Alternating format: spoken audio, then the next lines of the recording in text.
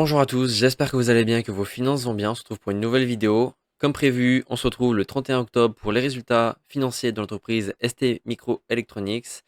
Et c'était l'heure de prendre une décision. Est-ce que je devais me séparer ou non de cette ligne? Pour rappel, c'est une position que j'avais prise il y a environ un an. Je l'avais prise pour quelle raison? Parce que à l'époque, je suivais un créateur de contenu qui avait cette position. Donc forcément, j'étais intéressé par cette entreprise. Ça paraissait un bon plan. Je l'avais eu à 35 euros l'action. J'en avais pris combien? J'en avais pris 10. Et donc, il y en avait pour une valeur de 350 euros environ. Et donc là, aujourd'hui, on voit que je suis à moins 107 euros.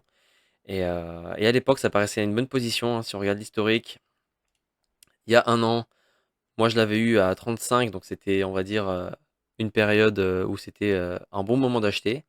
Et au final, en juin, suite à la baisse par rapport aux prévisions de l'entreprise pour son deuxième trimestre, et ben, ça s'est pas bien passé du tout. Et donc là, vous pouvez voir que plein de gens sont sortis de la position. Ça n'a pas été mon cas. Et donc aujourd'hui, on se retrouve pour le troisième trimestre. Et là, c'est moi qui vais partir parce que les résultats ne sont pas bons. On peut le voir dans l'actualité de Giro. On peut voir qu'il y a des attentes pessimistes compte tenu des résultats du chiffre d'affaires de ST Microelectronics. Et une fois de plus, je vous invite à passer par l'IA Perplexity pour avoir les dernières infos, puisque c'est une IA qui va aller parcourir le net pour aller récupérer les dernières news. Donc là, moi, je lui ai demandé tout simplement quels sont les résultats financiers de l'entreprise ST Microelectronics sortis ce 31 octobre 2024. Et ben, on va regarder ça tout de suite. On va pas tout regarder, vous pouvez faire pause si ça vous intéresse. En tout cas, on a la publication qui est sortie il y a quelques heures.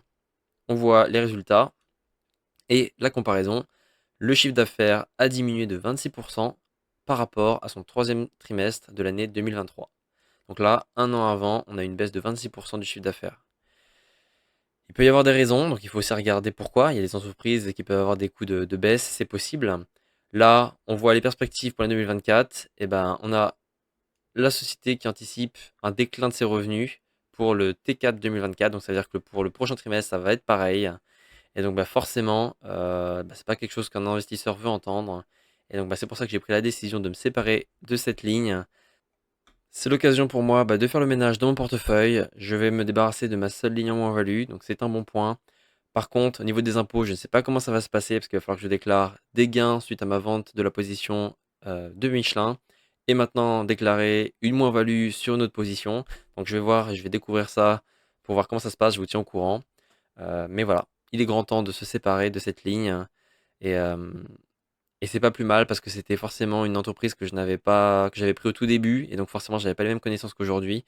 Et donc aujourd'hui, je ne pense pas que je l'aurais prise. Et donc c'est pour ça. C'est parti, on va se séparer de cette ligne. On revient juste après. Ça y est, on se retrouve juste après la vente des actions. Donc là, quelqu'un a acheté mes 10 actions à 25,185 € et donc mon compte a été crédité de 250 euros.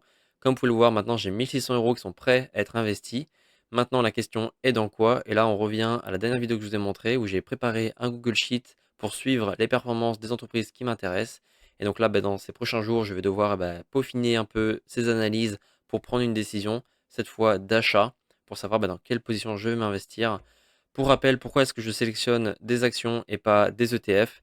C'est parce que je vous le montre déjà assez souvent, mais sur la plateforme Finery, j'ai le suivi de tous mes investissements financiers, en bourse particulièrement.